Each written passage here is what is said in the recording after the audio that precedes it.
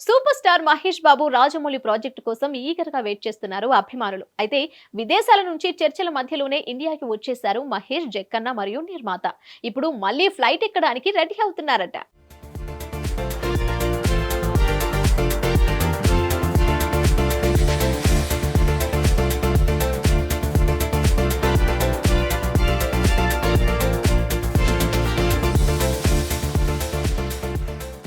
ఇటీవల సడన్ గా మహేష్ బాబు రాజమౌళితో పాటు నిర్మాత కేఎల్ నారాయణ కలిసి హైదరాబాద్ లో ఎయిర్పోర్ట్ లో ప్రత్యక్షమయ్యారు. దీంతో మూవీ లవర్స్ అంతా సర్ప్రైజ్ అయ్యారు.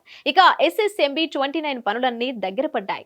అనౌన్స్మెంట్ కు రెడీ అవుతున్నారని అనుకున్నారు. కానీ కట్ చేస్తే అస్సలు మ్యాటర్ ఇదేనని తెలిసిందే. రీసెంట్ గా దుబాయ్ ని వరదలు ముంచెత్తిన సంగతి తెలిసిందే. ఆ సమయంలో మహేష్, రాజమౌళి అక్కడే ఉన్నారు. SSMB 29 స్క్రిప్ట్ వర్క్ కి సంబంధించిన సెట్టింగ్స్ కోసం మహేష్, రాజమౌళి, నిర్మాత నారాయణ దుబాయ్ కి వెళ్లారు. కానీ అనుకోకుండా అక్కడ వరదలు రావడంతో వెంటనే ముగ్గురు హైదరాబాద్ వచ్చేశారని అంటున్నారు. ఇంకా స్క్రిప్ట్ ప్రీ ప్రొడక్షన్ వర్క్ కు సంబంధించిన చర్చలు కంప్లీట్ కాలేదని సమాచారం. దీంతో త్వరలోనే మళ్ళీ స్క్రిప్ట్ చర్చల కోసం విదేశాలకు వెళ్లడానికి రెడీ అవుతున్నారట.